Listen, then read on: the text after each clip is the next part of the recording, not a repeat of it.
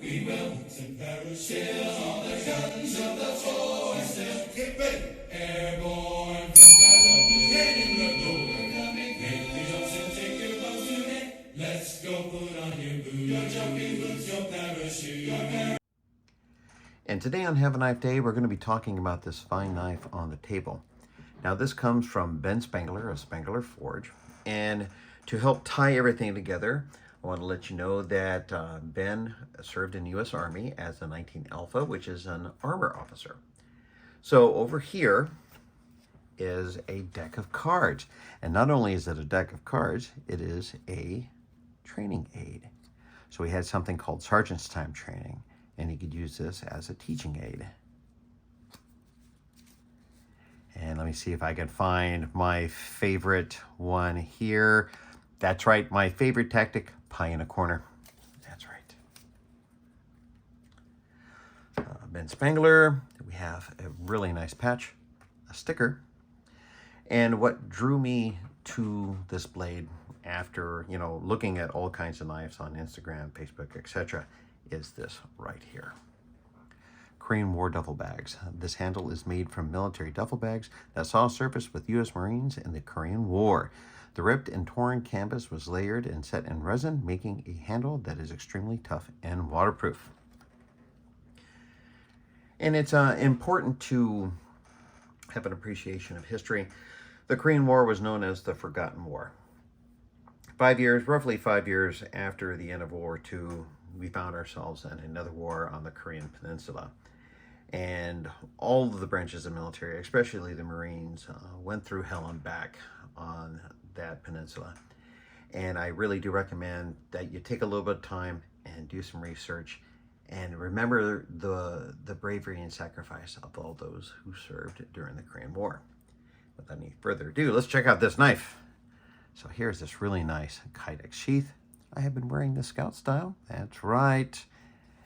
And it's a sax, baby. That's right. This is very saxy. And there is the fantastic canvas micarta handle. And this is very, very comfortable in the hand. And check out that point. And it is very, very sharp at the same time. That is amazing. So, some interesting things about Ben. He was a contestant in Forged in Fire. That would be season 6 of the Ram Dow Challenge. He's over in Rochester, New York, if I'm not mistaken. His forge is very basic. He is a self-taught knife maker.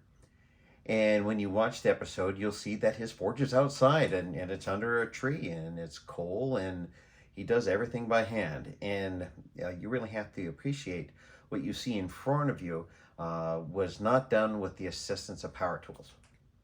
And it's all done by hand the old way. So I really, really appreciate that about him. Now, how he secured the canvas. He wrote to me, it was my grandfather's. He was a Marine in Korea and was a bit of a pack rat with milsurp gear. When he died, he was gifted several totes full of 50s era USMC sea bags that must have been saved from the trash. They were all in pretty rough shape, so cutting them down and layering them in resin was the best option to preserve and share the history. And talk about a little bit of history on your hip, that's him right there. And further, as I said earlier, he was a 19 Alpha in the Army, not a ton to say about the business. He being fully self-taught to do everything by hand, been doing it full-time for over 4 years now, was a finalist on Forged in Fire and all that, based out of Rochester, New York. And if you're interested in the tactical scene, you may get a kick out of his other unexpectedly successful business at Tactical Forge, where he teaches tactics and combat skills. Now moving over to his website. This is the Forge Tactical CX Duffel Bag Micarta, Forge High Carbon EDC of 1080 steel with a handle of their olive drab micarta made from Korean War duffel bags. All of his Blades are hand forged and individually made from high quality materials. And there you go. Let's move this over here. And let's see how big everything is. So the cutting edge is basically 3 3/4 of an inch with an overall of 7 3/4 inches. We're gonna say maybe 7 7/8. That's pushing it. But as they say, a little stab will do you. So there you go. Also from his website, in a world of mass production and global supply chains, owning a knife is easier than ever, but that knife will usually lack the character and soul that comes from handcrafting blades of history. At Spangler Forge, their mission is to combine traditional hand forging techniques with modern metallurgy to create unique blades that not only outperform the competition, but also brings the look and character that you would expect from hand forged blades. And all relevant links will be in the descriptions.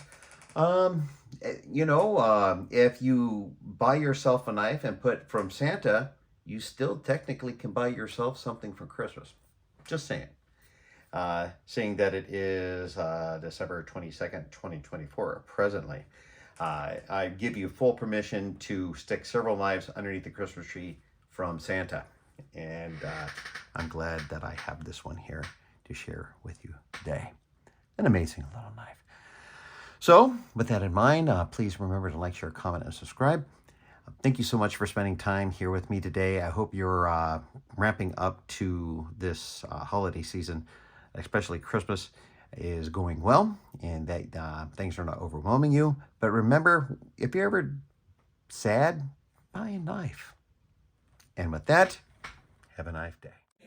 We will, and perish all the guns of the